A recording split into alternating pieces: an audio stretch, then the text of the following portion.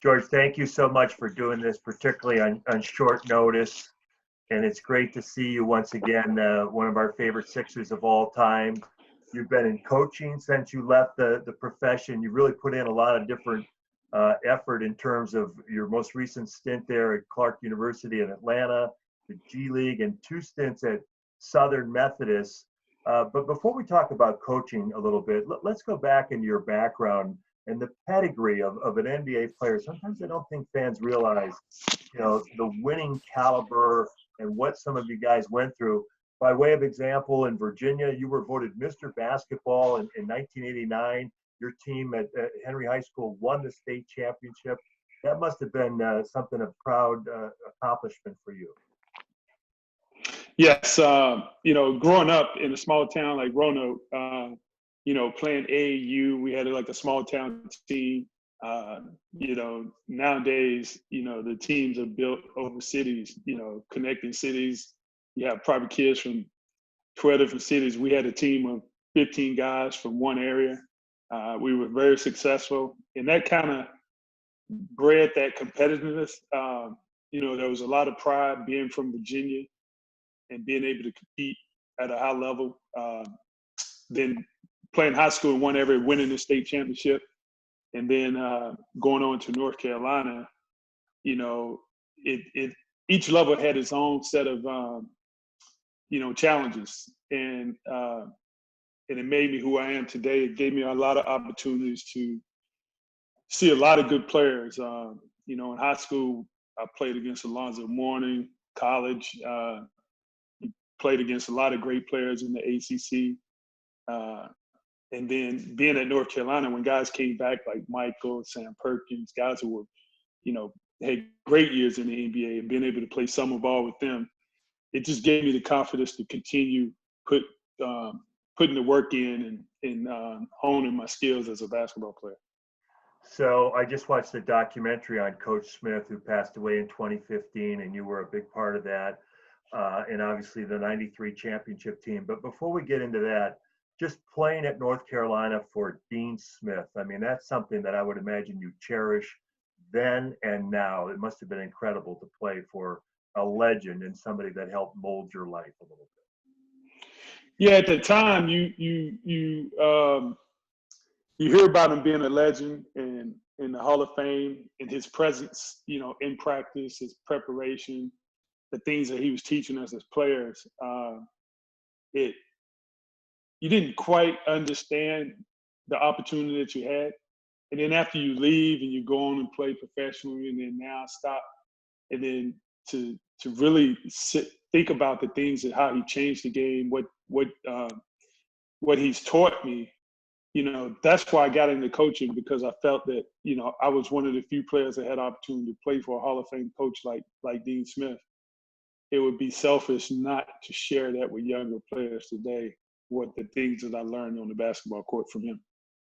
You guys win the national championship, but you won the ACC championship. And that, I mean, especially back in the day, that in itself was a tremendous achievement. And you were obviously one of the most valuable players. You still lead Carolina, if I'm not mistaken, in steals. You win the '93 NCAA championship in that famous game against Michigan. Walk me through a little bit of those experiences. It's funny, the 1st of April every year, those games come on, they show the 5-5 timeout. And I tell people when I talk to them that we played Michigan in Christmas. It was Christmas or Thanksgiving in Hawaii. And they were having the same challenges, getting the ball in bounds, inbounding the balls. Coach Smith allowed me to go run and jump whenever I felt comfortable doing it. And Derek Phelps, who was the point guard at the time, we talked and I said, look, anytime Jalen takes it out, we're just going to do a 2-man press. Chris Webber was not even my man. That's the other thing that people don't realize. So I told Montross, I said, look, you just go back and protect the rim, and I'll get back to Juwan Howard once the ball comes across half court. And, a couple plays before then, Jalen took the ball out. So I told Phelps, I said, look, next time Jalen takes it out, we're just going to trap. They burned a few timeouts. We go to the bench. Our bench, Coach Smith tells us, they don't have timeouts, and there's another story behind that. We go back in the game, and they didn't set up a press offense, or normally most teams will have the big and the primary ball handler, and bring the ball up. Chris Webber always wanted to be a guard. He even in the pros, he wanted to be a guard, but it played in our favor. He traveled, and then he had an opportunity. He thought I was going to jump the passing lane, and then he ran the ball up the sideline. And anytime in the Carolina system, we're taught to use the sidelines as an extra defender. So winning the championship, what did that feel like? Oh, it felt great. Now more than ever. Back then, when it happened, it was, you go to Carolina, and everyone's there expects you to go to the Final Four and win a national championship. It had been 10 years since Carolina had won the whole thing, and I'm just glad I'm a part of one of those many teams now, since they have 6, to say I was on a team that won one of those 6 championships. So with that, then you move on. You're drafted in the first round, the 12th overall pick by the Los Angeles Lakers, and you move from Virginia and Carolina to Los Angeles, California. What was that like? Oh, that was a lot to take in for a young kid like myself from a small town. Playing in the Forum and the Smith Center was similar. Playing Carolina and going to the Lakers and playing for a big franchise, that wasn't a big shock. But spending 4 years in Chapel Hill, living in a small town like Roanoke, Virginia, and then going out to LA, and LA, there's a lot of temptations. There's a lot of things going on out in LA that you can get sidetracked on. But it was a lot to see and a lot to take in. The franchise was just rebuilding, and I got caught in the part where they were rebuilding. We had some tough years, those 3 years that I was there. And then you went to Vancouver when they were just starting. They'd only been in existence for 3 years. What was that like? Well, at the time, I was looking forward to it because, my minutes were spotty in LA. I think my first year didn't play at all in the regular season, then started in the playoffs. And then when I had the opportunity to be traded, anytime a professional athlete is traded for the first time, you're kind of upset about it.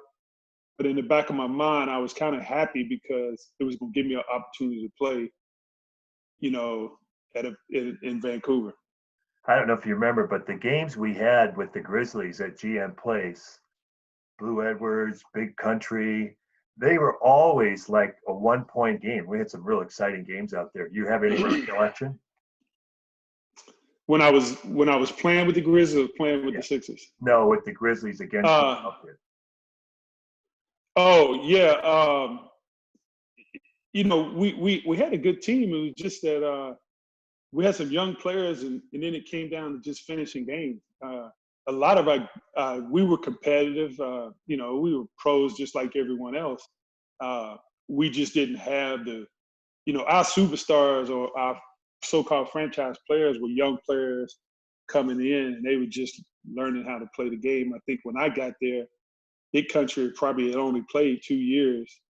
And then my last year there, Sharif was in his first year, Abdul Rahim. Right. And they were trying to build a franchise around younger players. And, in order to win, you have to have some veteran players and superstars on the floor. So then Larry Brown gets you to Philadelphia, and you were certainly like the epitome of what he liked to build around defensively. What was like that, your third team early in your career to come to Philadelphia? Well, it's funny because Coach Brown's daughter, Allie, and I were good friends like my freshman year at Carolina. We would always talk, and she was like, well, if you make it pro, you need to play for my dad one day. I think he might have been coaching in Denver or the Indiana Pacers at the time. And now he might have been with the Clippers. So I can't remember. But we used to talk about it all the time in class. And that year during the lockout, Coach Brown was in Chapel Hill, and we just happened to sit beside each other. I don't know if he planned it or we just were sitting beside each other watching pickup and watching the college guys play. And I said, Coach, save me a spot on your roster. And it all worked out.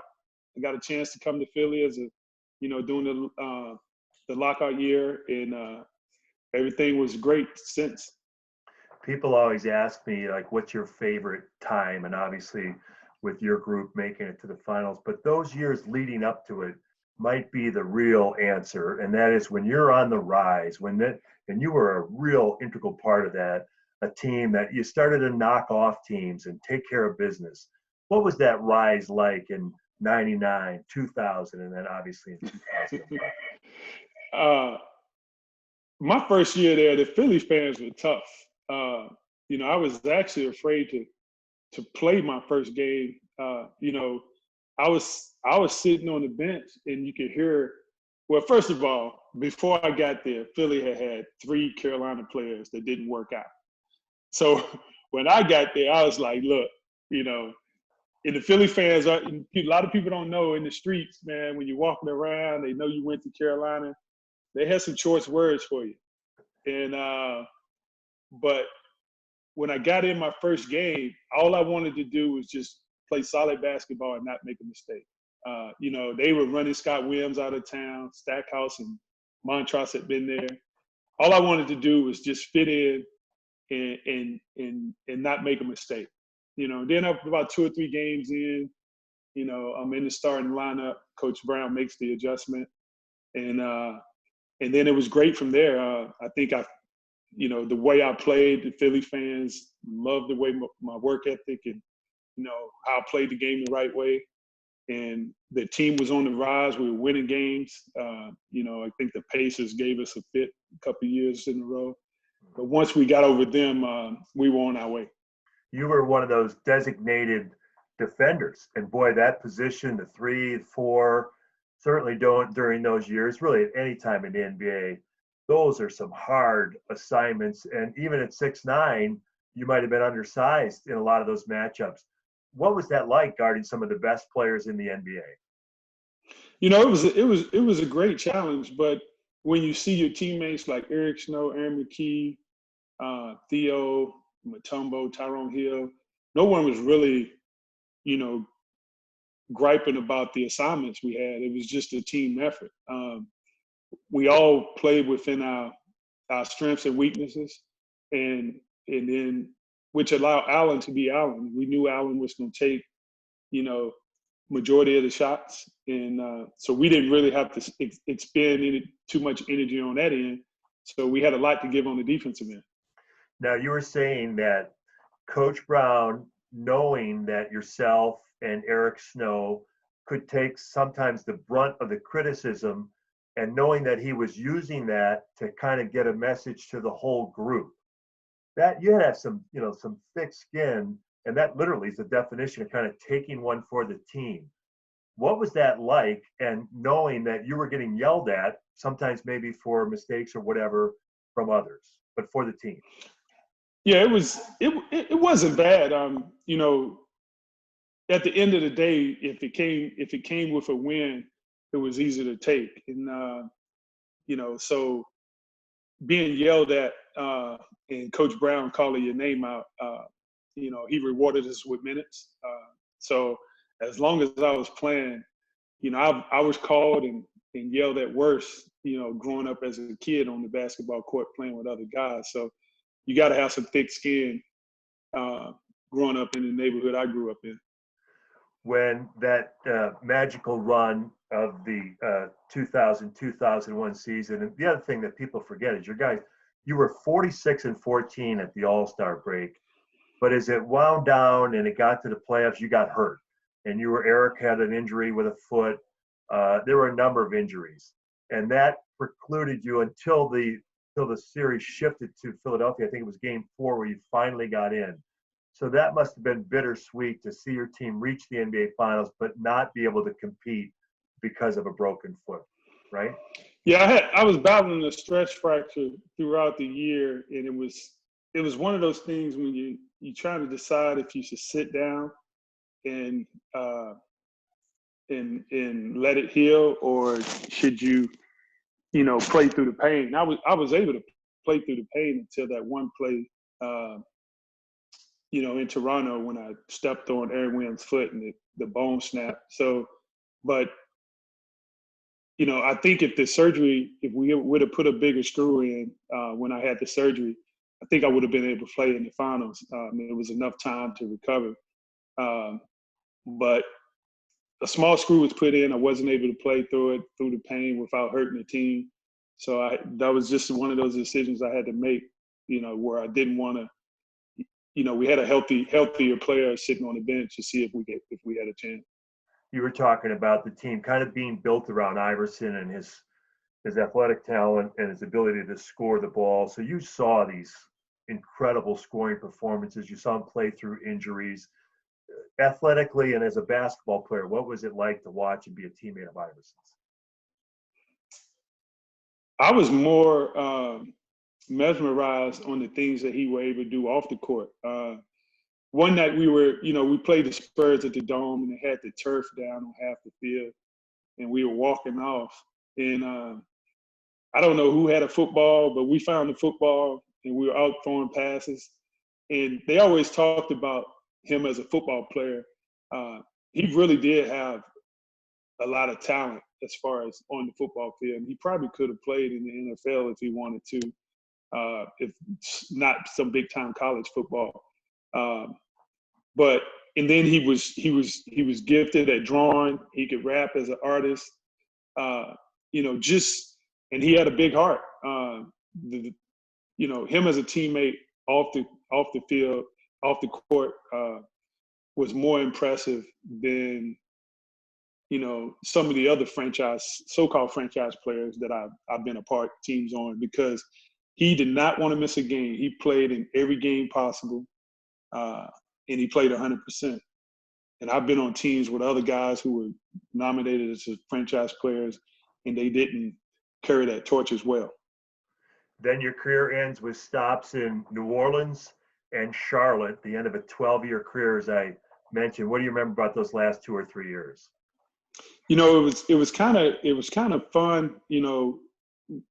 Well, it was kind of looking forward to it was an exciting time when I got traded to Charlotte, thinking that I was going to be able to go back where I played my college basketball and finish my NBA career.